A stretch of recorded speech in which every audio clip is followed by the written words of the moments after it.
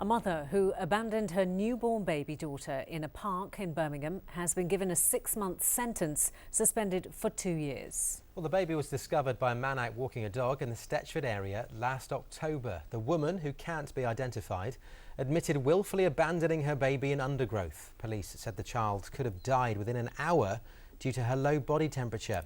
She's since made a full recovery. Well, we're joined in the studio now by Catherine Bennett from After Adoption, a voluntary agency that supports adoptive parents and children.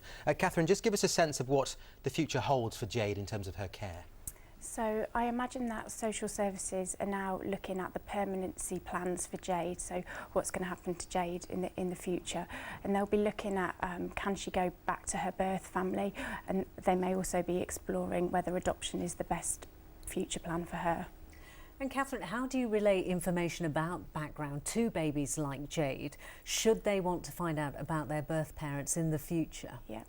So if Jade, if we place Jade with one of our adoptive families, we would be recommending and advising our adoptive parents right from the start of Jade's placement with them to be sharing age-appropriate information with her about her background, about what's happened to her, and about her family, her birth family, and that's really important from working with adopted adults, that they know all about their history. And I guess in this situation, or situations like this where the baby has been abandoned, particularly traumatic as she gets older, to find that out, how do you begin to help her cope with getting to know that information? Yeah, so we would recommend that the adoptive parents, if she was adopted, share that really early on with her, so it's not a big secret, that's just part of her life, and she integrates that into her sense of... How early would you say? So probably from when she's the idea of that she's adopted, very early, from toddlerhood, and then explaining a little bit more information